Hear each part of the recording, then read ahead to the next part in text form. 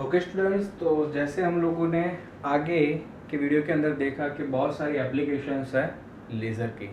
उसमें से एक जो एप्लीकेशन है वो है होलोग्राफी। जैसे कि आप लोगों ने सुना होगा फोटोग्राफी, तो ये photography is a conventional method to take the image. Okay, और वो फोटोग्राफी के अंदर हम लोग जो इमेज कैप्चर करते हैं वो होती है 2 डायमेंशन में, और उसमें हम लोग जो रिकॉर्ड कर रहे हैं इमेज का, वो रिकॉर्ड कर रहे हैं light intensity distribution which are reflected from the object. That is why we can see the image, it is in a 2 dimension only. Is that clear? Now we are talking about the holography. तो ये holography ये नई technique है आपके लिए, और गेबर नाम के साइंटिस्ट ने उसको डेवलप किया था इन 1947। ओके, और ये इमेज, ये जो नाम दिया हुआ है होलोग्राफी, वो होलोग्राफी जो नाम दिया वो बेसिकली ग्रीक वर्ड से दिया हुआ है। It is a combination of 2 words, 2 Greek words. One is holos and second one is graphos. तो holos means what? Is a whole, means पूरा, and graphos means writing. Okay, writing, recording, जो भी आपको जो भी सेंस में लिखना है उसको। तो होलोग्राफी का जो मीनिंग रहेगा वो रहेगा कंप्लीट रिकॉर्डिंग, कंप्लीट राइटिंग। तो जो भी ऑब्जेक्ट का हम लोग रिकॉर्ड करने वाले वो पूरा ऑब्जेक्ट रिकॉर्ड करेंगे इन 3 डायमेंशन। तो अगर आपको 3 डायमेंशन में ऑब्जेक्ट को रिकॉर्ड करना है तो कन्वेंशनल फोटोग्राफी नहीं चाहिए। तो उसके लिए जो चाहिए वो कौन सी टेक्निक चाहिए? Holography technique. तो ये होलोग्राफिक टेक्निक के अंदर हम लोग जो लाइट का मेजर करेंगे वो रहेगा phase and amplitude which are reflected from the object. तो अब लोग डेफिनेशन देखें यहाँ पे, तो क्या लिखा हुआ है? It is a technique of recording the phase and amplitude of the light which are reflected from the object. Means जो भी ऑब्जेक्ट होगा जिसका हमको रिकॉर्डिंग करना है, वो इमेज से जो लाइट आएगी उसका दोनों चीज phase and amplitude both should be recorded and hence the 3 dimensional image of the object can be obtained। और जैसे कि हम लोग बोलते हैं फोटोग्राफी किया तो फोटोग्राफ मिलेगा, तो होलोग्राफी के अंदर जो रिकॉर्ड कर रहे हैं उसको हम क्या बोलेंगे? वो फोटोग्राफ को क्या बोलेंगे? होलोग्राम। तो बहुत सारी प्रोडक्ट के ऊपर आप लोगों ने होलोग्राम देखे होंगे, बराबर। तो हाँ, हम लोग इसी की बात कर रहे हैं यहाँ पे। So holography technique is basically divided in 2 step.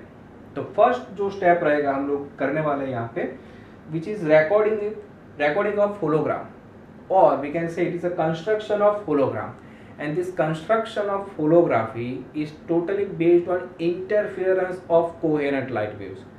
interference of coherent light waves means यहाँ पे सेम बीम से 2 लाइट, सेम सोर्स से 2 बीम एक ही जगह पे इंटरफेयर होंगे और वो कोहेरेंट होंगे। तो कौन सा कंस्ट्रक्टिव इंटरफेरेंस होगा, और वो कंस्ट्रक्टिव इंटरफेरेंस को हम फोटोग्राफिक प्लेट के ऊपर रिकॉर्ड करने वाले in the form of fringes, line form में। Okay, so this construction of holography is totally based on interference of coherent light waves. Coherent light waves means laser use करेंगे यहाँ पे हम लोग। एंड सेकंड पोर्शन है reconstruction of holography which is totally based on diffraction of coherent light waves. Means हम photographic plate के ऊपर laser डालेंगे और उसके अंदर से क्या होगा? डिफ्रैक्शन होगा। क्यों? क्योंकि हम लोगों ने लाइन फॉर्म में फ्रिंजेस पैटर्न के अंदर रिकॉर्ड किया, और वो फ्रिंजेस के अंदर से क्या होगा? वो लाइट डिफ्रैक्ट हो जाएगी, और डिफ्रैक्ट होने से 2 इमेज मिलेगी, एक real image and virtual image. वो देखते हैं आगे। ओके, सो अगर हम लोग फर्स्ट पोर्शन की बात करें, मीन्स कंस्ट्रक्शन ऑफ होलोग्राफी की बात करें, तो कंस्ट्रक्शन ऑफ होलोग्राफी के अंदर डायग्राम ड्रॉ करते हैं यहाँ पे। तो सिंपली आपको क्या करना है, यहाँ पे एक लेजर सोर्स लेना है। ओके, और यहाँ पे कहीं पे आप लोग एक ऑब्जेक्ट ले सकते हो, ये अपना ऑब्जेक्ट, और ये ऑब्जेक्ट का हमको इमेज लेना है, रियल इमेज और होलोग्राम निकालना है। ओके, तो यहाँ से क्या होगा? जो भी लाइट बीम जा रहा है, लाइट बीम जाएगा कहाँ पे? ऑब्जेक्ट की ओर जाएगा, और बीच में यहाँ पे कहीं पे हम लोग एक बीम स्प्लिटर लगा देते हैं। ये बीम स्प्लिटर क्या काम करेगा? ये बीम को स्प्लिट करेगा, मीन्स 2 पार्ट में डिवाइड करेगा। मीन्स एक जो पार्ट जा रहा है यहाँ पे वो जाएगा ऑब्जेक्ट की ओर जाएगा, और यहाँ पे कहीं पे हम लोग फोटोग्राफिक प्लेट लेते हैं यहाँ पे। तो फोटोग्राफिक प्लेट के ऊपर यहाँ से रिफ्लेक्ट होके लाइट कहाँ पे गिरेगी? फोटोग्राफिक प्लेट के ऊपर गिरेगी यहाँ से।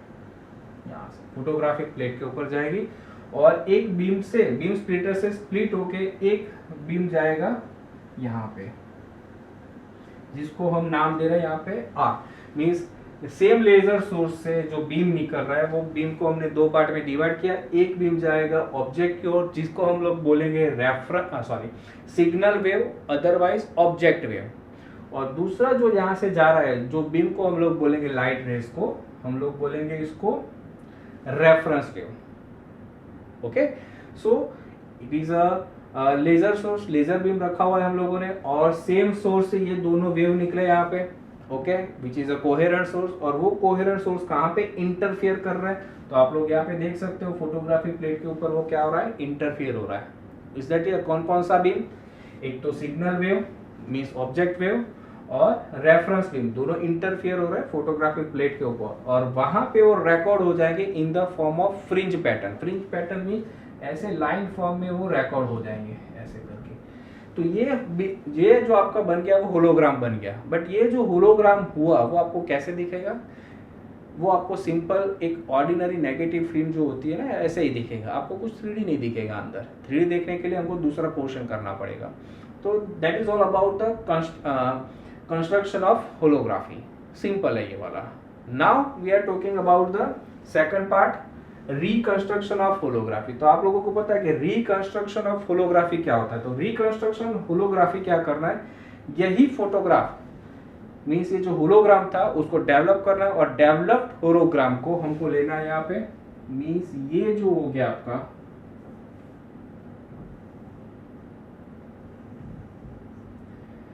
ये जो फोटोग्राफिक प्लेट था, होलोग्राम था, उसको डेवलप करके हमने लिया हुआ है और उसके ऊपर हम लोग सेम वेवलेंथ वाला लेजर यूज करेंगे, अदरवाइज सेम लेजर यूज करेंगे। ओके, कौन सी टेक्निक के अंदर, कौन से स्टेप के अंदर, रिकंस्ट्रक्शन ऑफ होलोग्राफी। और reconstruction of holography is totally based on diffraction of coherent light waves. याद रखना डिफ्रैक्शन। ओके, तो सेम लेजर सोर्स अगर हम लोग यूज कर रहे हैं यहां से, तो लेजर लाइट ऐसे जाएगा यहाँ से फोटोग्राफिक प्लेट के ऊपर जो फ्रिंजिस पैटर्न थी उसके अंदर से जाएगा और जहां पे भी फ्रिंजिस आ रहा है वो fringes used, it is work as a slit और उसके ऊपर से लाइट डिफ्रैक्ट होगा और डिफ्रैक्ट होने से